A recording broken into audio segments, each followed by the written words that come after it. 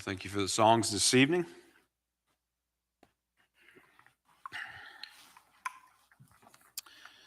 We will be going to James chapter 1.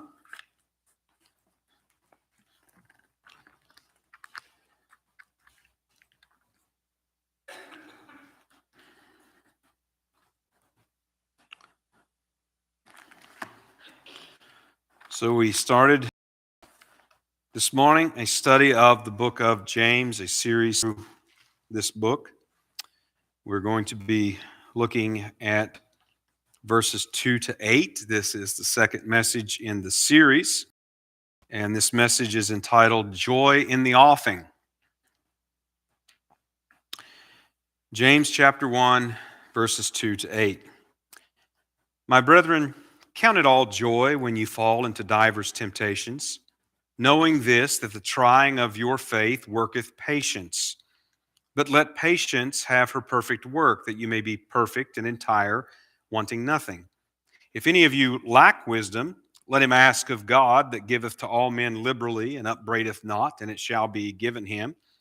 But let him ask in faith, nothing wavering, for he that wavereth is like a wave of the sea driven with the wind and tossed.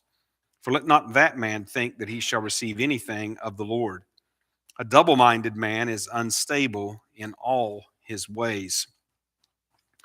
So the letter from James was written to the believing Jews of the 12 tribes of Israel who were in the dispersion among the nations. And this was around 10 years or a little more after that Jesus was crucified and resurrected that this letter was written. This was the first letter of the New Testament, and so they only had the Old Testament at that point. They were outside of Israel. They were away from James, away from the apostles, away from the church in Jerusalem. And this would also be during the time after Saul's conversion that he had returned to Tarsus. So Saul, after he had returned to Tarsus, was there for some years until Barnabas went to go and find him to bring him to Syrian Antioch, and that would have happened in about 46 A.D. So the point being that this is before Paul had any sort of widespread ministry or any sort of widespread influence, or before he really became Paul like we think of him and know him to be. This was in the very early years after his conversion. Perhaps it was even after that this letter was written, before he even went to Antioch with Barnabas. So this remnant, that's this believing Jews that are spread throughout the nations, they suffered in a lot of ways. They suffered in ways that were common to all the Jews at the hands of the Goyim. But these believers of true Israel were also suffering persecution from non-believing Jews, those who rejected Jesus as Messiah. And so James wrote to them to encourage them and to exhort them concerning suffering and the testing of their faith. Their situation of suffering trials and their need for instruction was the occasion for this letter. And this brings us to the beginning of the body of the letter. So as you look at verses 2 to 8, you can see James just dive immediately into the primary issue of this letter, which is the testing of faith. He doesn't offer any preliminaries, but he immediately speaks of trials. And trials is something that's going to run thematically throughout this letter. And trials are presented as tests of faith. But these tests aren't for the sake of the test alone, but rather for what they produce. And so this highlights another thematic concern in the letter. James is concerned with what true living faith produces in the believer. What is the result of that faith? James, he is consistent with the rest of the Bible, and especially the other dispersion remnant letters that all focus on trials and sufferings and persecutions in one way or another.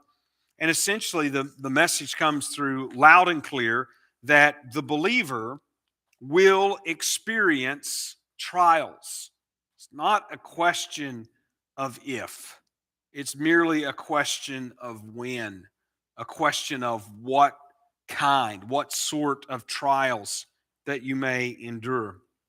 So, as we look at this opening part of the body of the letter, we want to take this in two parts verses 2 to 4, where James speaks of the hidden worth of trials, and verses 5 to 8, the open pursuit of wisdom. So we'll start here with verses 2 to 4 and the hidden worth of trials. And let's begin here with looking at verse 2. My brethren, count it all joy when you fall into divers temptations. So James's letter here is not an extended logical argument like the letter to the Romans, for instance. James moves through a number of topics and circles back to some topics and so on. It's not quite like Romans with that sort of a flow to it. But one of the ways that James does mark off some of his sections where he's sort of going to a new topic, as it were, is by addressing the brothers. And you see it starts out here, my brethren. Now, the expression that he uses is properly understood to include sisters. So it's like James is saying brothers and sisters. It's not that it's just addressed to men, for instance. Some English translations, in fact, have brothers and sisters. And when those translations that have it that way, they are getting the meaning of what's being expressed, but it's not a literal translation, as because there's no word for sisters in the Greek text. But it is, again, it is included, it is implied, and it's not wrong to say my brothers and sisters, because that is the meaning of the expression as James uses it. Now, the word for temptations, and you see that there at the end of verse 2, temptations. Now, that is a word that primarily has one of two meanings. It can refer to inner temptations, those temptations that arise out of the natural corrupt inner desires that we have as human beings. And James does use the word that way later. It can also, though, refer to external trials. And these would be the sort of trials that come upon us. In other words, we didn't bring them upon ourselves, or we didn't create them out of our inner lusts or anything like that. But these are trials that have come upon us. And we know that this is the way that James is using this term, because he also qualifies these trials when he says, when you fall into divers temptations. Fall into. Now, that expression is not saying that they have fallen into sin, and sometimes we might maybe talk about that, but it's a falling into circumstances. So this is the way that the same word was used in the parable of the Good Samaritan in Luke chapter 10 and verse number 30, when Jesus talked about the man that fell among thieves. It's the same idea.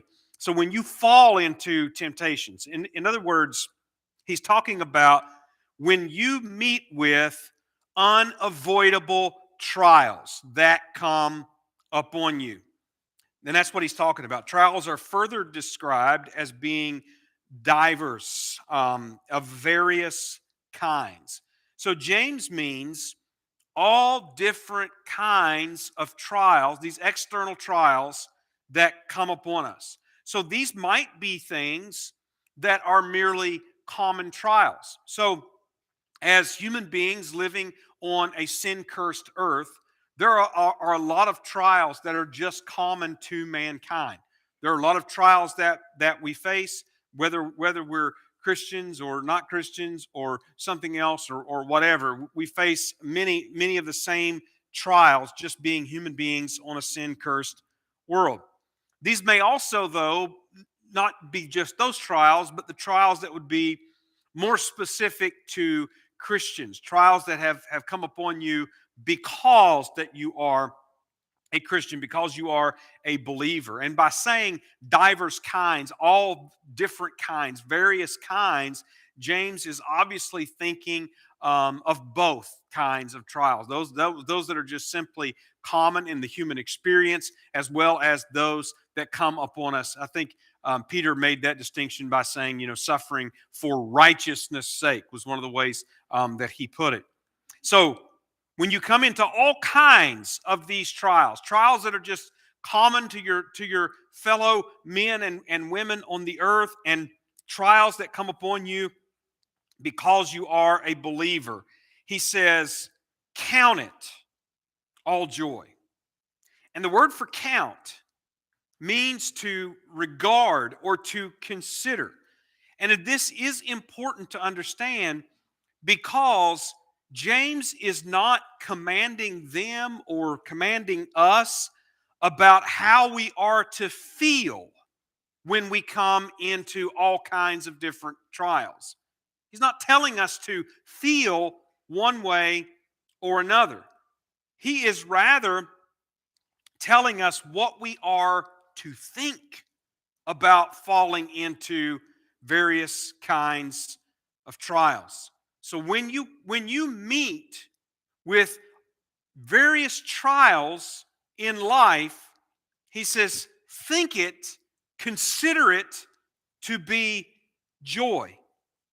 Now, what we are to think of these various trials is to consider them joy, or all joy, and the expression would mean a pure joy or a complete joy whenever we meet with these various trials. Now, as we go on reading, we will see that we are to count trials as joy, not for their own sake, not just out of some desire to punish ourselves or to be punished or anything of that nature.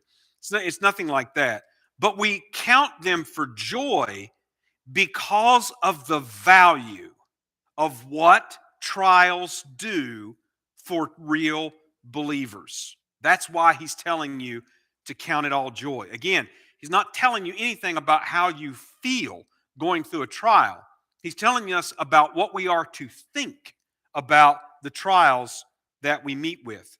Now, this is a place where Jesus is applying the teaching, or rather, James is applying the teaching of Jesus in the Sermon on the Mount. So, Matthew chapter 5, verses 10 to 12, Jesus said, "Blessed are they which are persecuted for righteousness' sake, for theirs is the kingdom of heaven.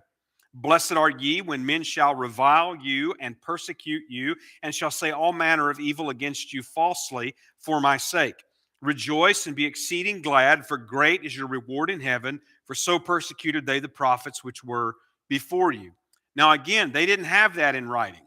They didn't have that written down. No doubt they had that teaching of Jesus that had been transmitted orally and such, but they didn't have it in writing yet at the time that this letter was written. And so James is simply applying to them what Jesus was teaching in the Sermon on the Mount concerning rejoicing in the sufferings of persecutions and afflictions. Now, the reason that we should count it or consider it as joy is given us in verse 3. Knowing this, that the trying of your faith worketh patience. So why should we consider it joyfully when we meet with all these different types of trials? Is because we know that testing proves our faith. The word for trying does have the meaning of a proof or of proving. So he's saying that our faith is proven through trials by what is produced. What is produced within us in the various trials that we endure? Well, he says that testing produces patience, or we might think of it as patient endurance, patient perseverance. So the endurance that he is speaking of is the endurance of persevering through trials. So true faith, when it is tested, produces endurance in a believer. And you might think of it in some ways of like the working of the muscles in a human body. The more that we work those muscles, we can build up strength so that they become stronger. I recall when I first went to go and seriously, try to lift weights, and I had we had a man there that was sort of training us in this, and he wanted us to do all these max reps and figure out what our max weight was on all these different movements, and then that way we could sort of chart our progress. And of course, I, just like everyone else, thought, "Oh, I'm gonna be able to do this, and the other thing," and I was quickly humiliated at how much that I could actually do as a maximum. But after about a year, it was also pretty surprising that I was actually, within a year, I'm far above what I initially thought my max would be. Well, the muscles got stronger. And it was through the trying of them that they got stronger. Now that's just one example of how that we can grow. And so James is saying something similar about faith, that when faith is tested by trials, it produces patience, patient endurance in a believer. Now, this is actually tapping into a persistent theme throughout this letter and the primary concern of James in this letter. And it is this: that a real living faith will produce fruits in a Christian life. And if we understand that and understand James's thought on this as we go from beginning to end, you won't have a hard time understanding this letter. But that is his concern, that a real and living faith will produce fruits in a Christian life. Then we get to verse 4. But let patience have her perfect work, that you may be perfect and entire, wanting nothing. Now, the mention of perfect here, and you see that repeated a couple of times, the mention of perfect has the idea of complete or completion. Perfect doesn't refer to some sort of sinless perfection. It's not perfect in the way that is probably more normal usage for us with the word perfect today. What it points to really is more what we would think of in terms of maturity. So coming to perfection is coming to completion. It's coming to maturity. It doesn't mean being flawless or being sinlessly perfect or anything like that. So the result is that you will be mature and fully equipped. So the truth is that we cannot avoid trials, but we can endure them in faith and be made better by them.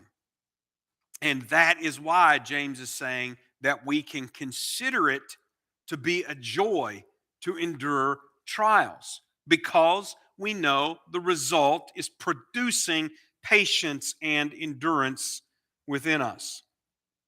Then we go to verses 5 to 8, where James speaks of the open pursuit of wisdom. Look at verse 5.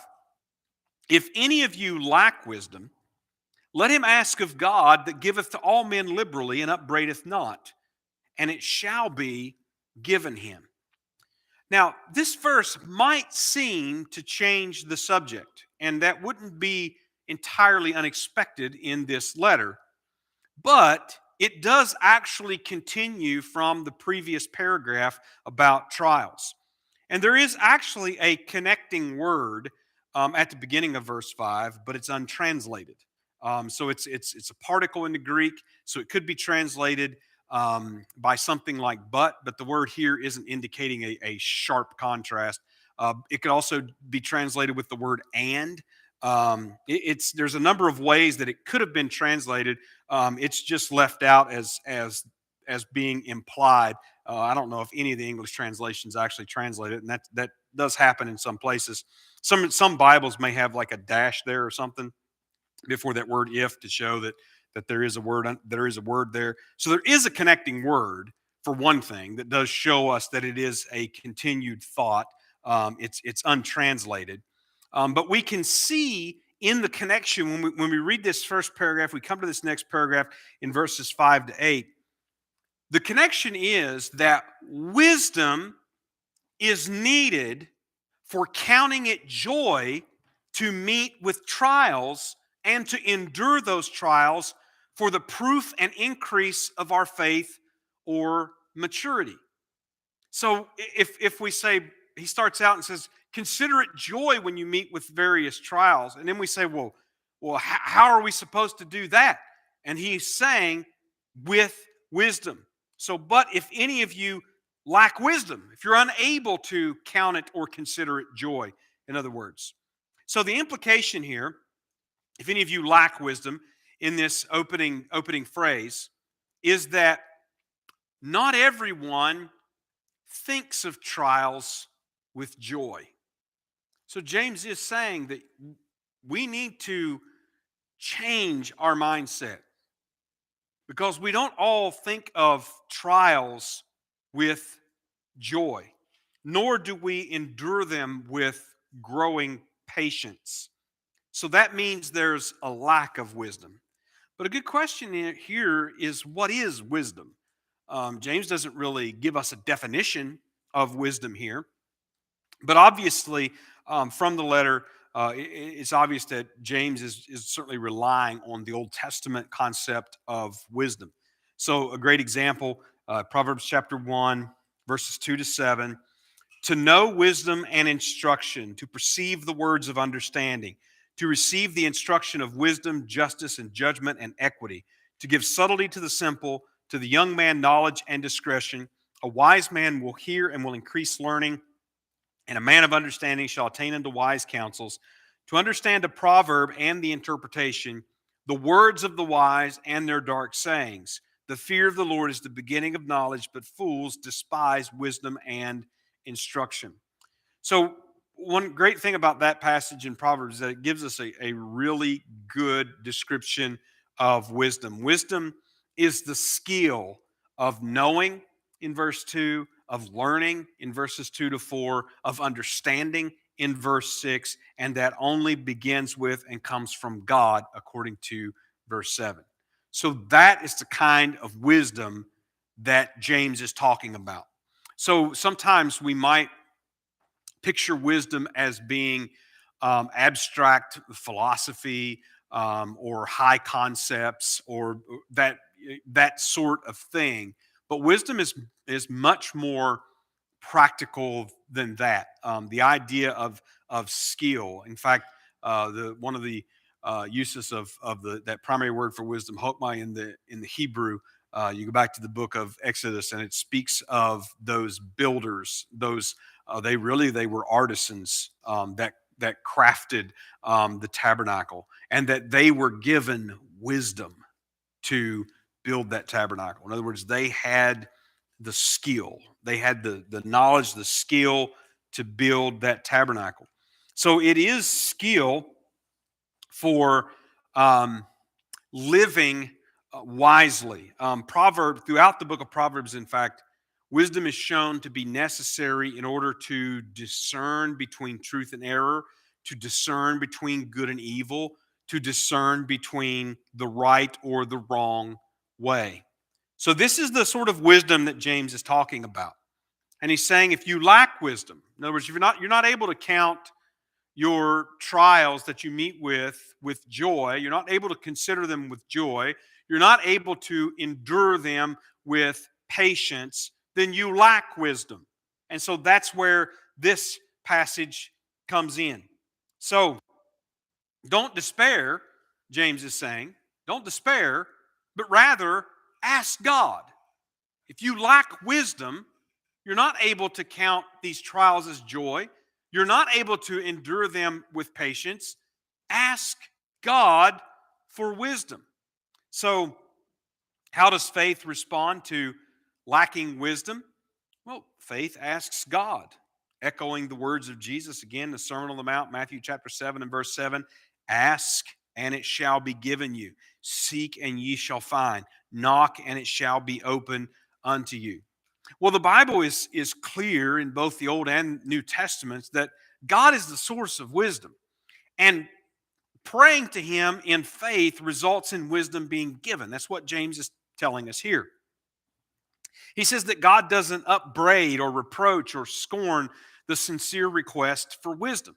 And you can't help but think again of Matthew chapter 7 and the Sermon on the Mount, verse number 11. If ye then, being evil, know how to give good gifts unto your children, how much more shall your Father which is in heaven give good things to them that ask him? And if you recall in that context, he talks about, which one of you, if your child was hungry and they needed bread, you would give them a stone to eat, or give them a serpent instead of a fish, something that's going to harm them or whatever. He says, you wouldn't do that. He says, even you in your fallenness know how to give good things and things that are needed. And so what he's saying is, you go to God and ask for wisdom. He's not going to trick you and give you something else. He's going to give you what it is that you need.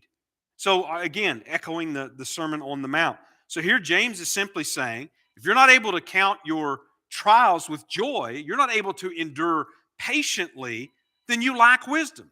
And you need to ask God for wisdom. Now notice verse 6. But let him ask in faith, nothing wavering.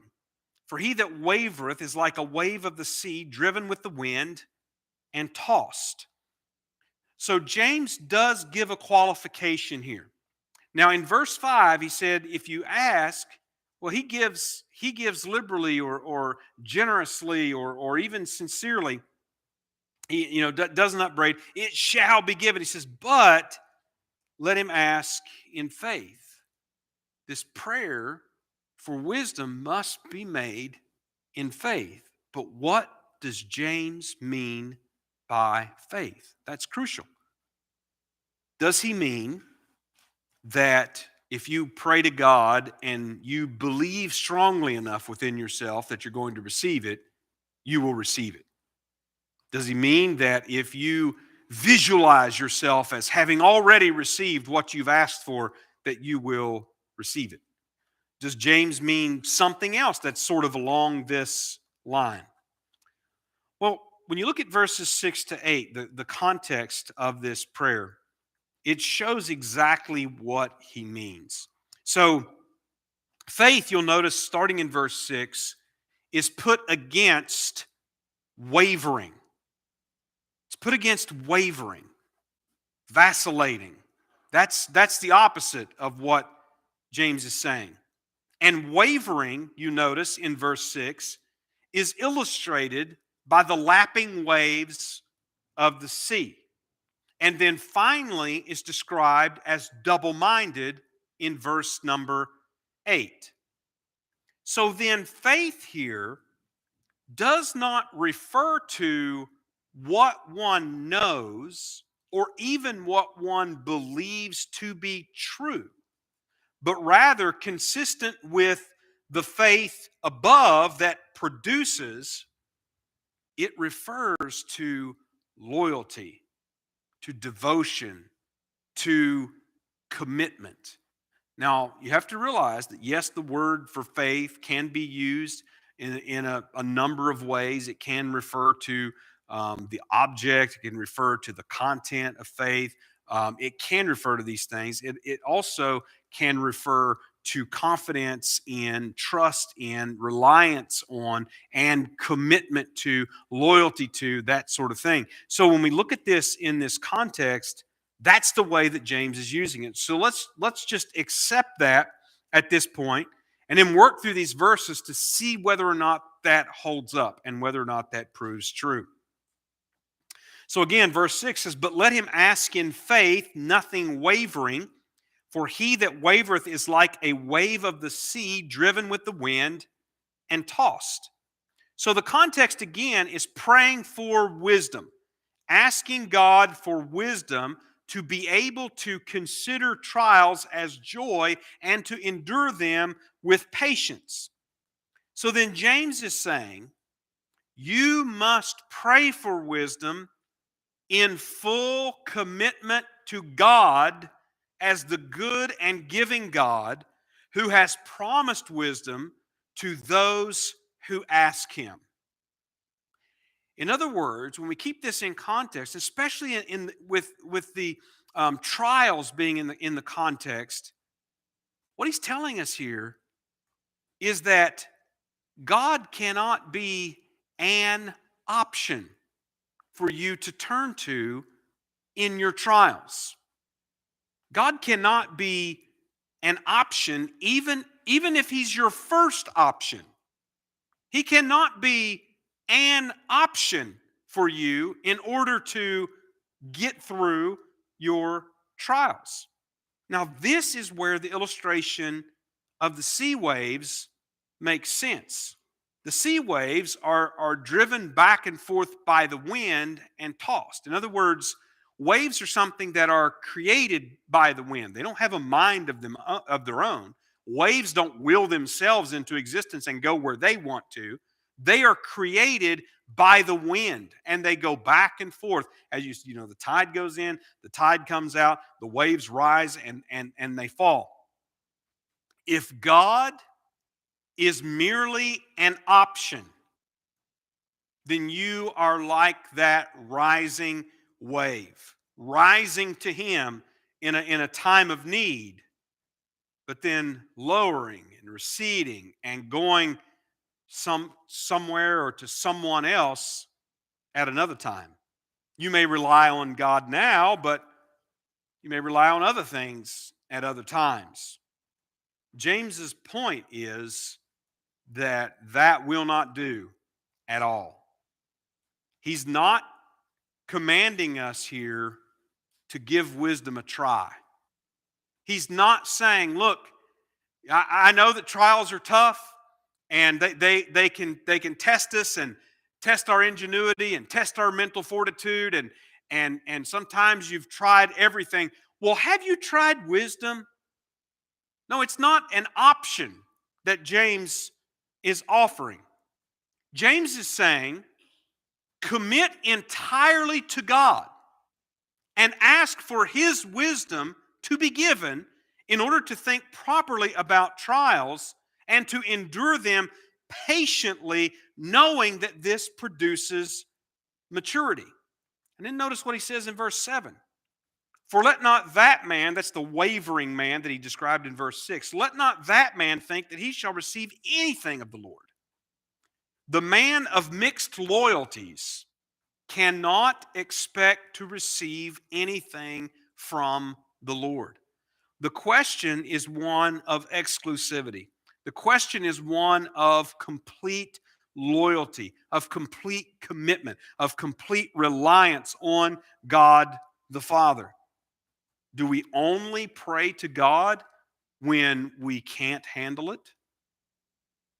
Do we only pray to God when it's just too big for us? Do we only cry out in the midst of despair when we've gone through every other resource that we have? Well, if that is the way that we pray to God, then James has two important truths to tell us. Number one, you'll not receive anything from the Lord that way. He will not answer those prayers. They are not made in faith. Those are prayers that are wavering, having God as an option. He seems to be the best option in this case, so I'll pray to God. Well, number one, you're not going to receive anything from the Lord praying that way, with that kind of faith. And number two, as you go on studying this letter in particular, you're going to find that's not true faith. That's not the product of a real and living faith. A faith that sometimes turns to God for help when it just seems to be too big or too hard, but otherwise you can handle it. Then look at verse number 8. A double-minded man is unstable in all his ways. This is his concluding statement in this particular paragraph. The word for double-minded, which is a sort of an odd word, it means two-spirited. It refers to a person with divided interests, a a person with divided loyalties. This would be a person that leans toward God on one day in this particular trial, but then leans toward another or something else on another day.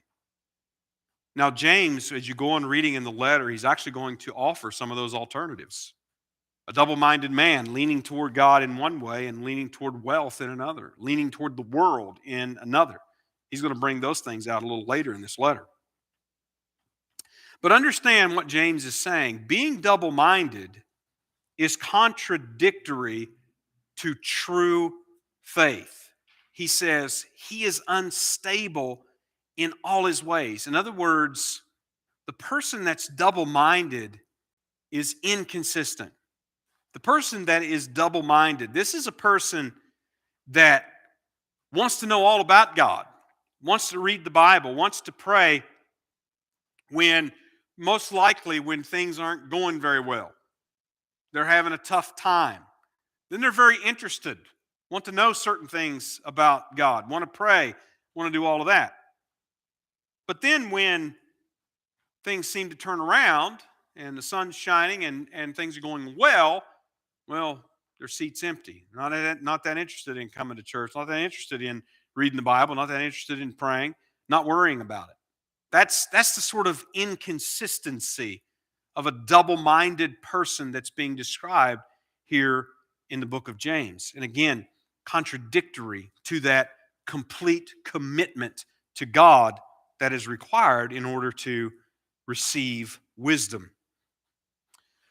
Well, in the opening of this letter body here in James, he has given us certain pieces that we need to understand this entire letter.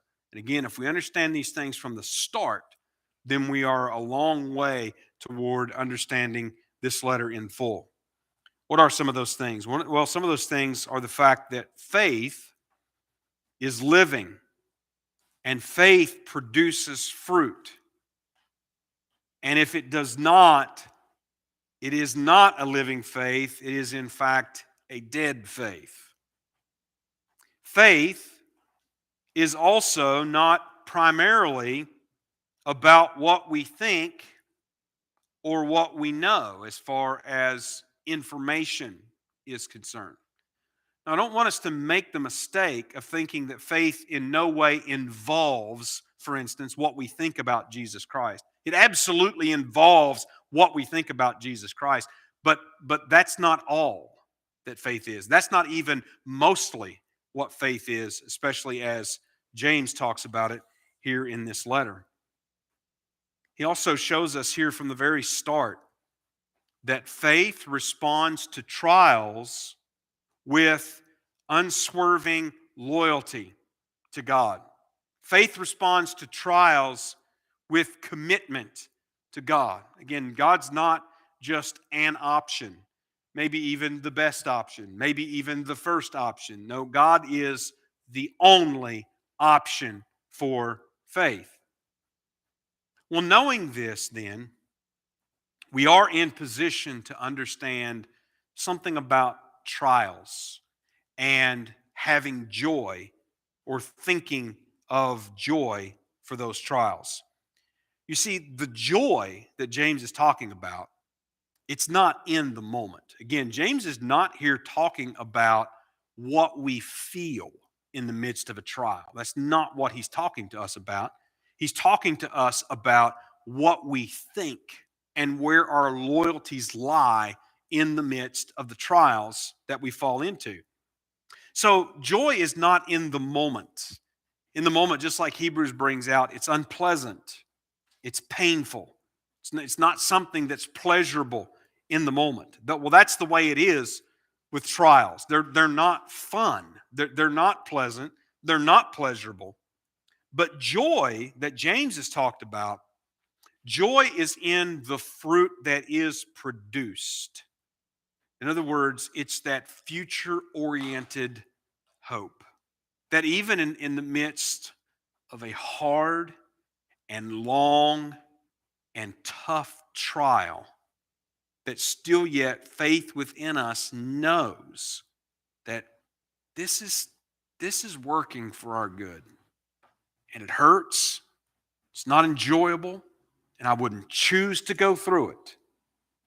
But be patient, endure, cast yourself upon God, pray to Him for wisdom, and know that it will result in joy.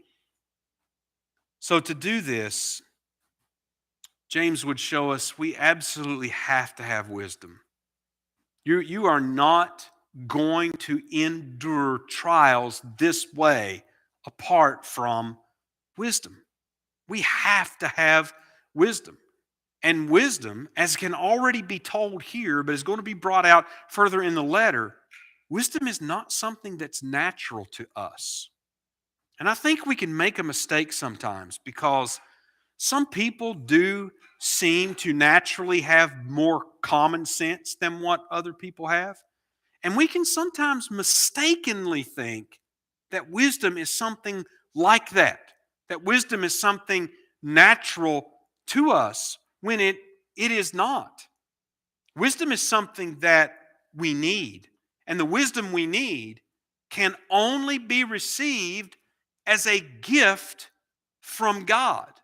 And that gift is only received when we have full commitment to Him and not when God is merely an option that is available to us. Don't make the mistake of thinking you're going to receive anything from God that way. All right, that's all the message for this evening. We will close with a hymn.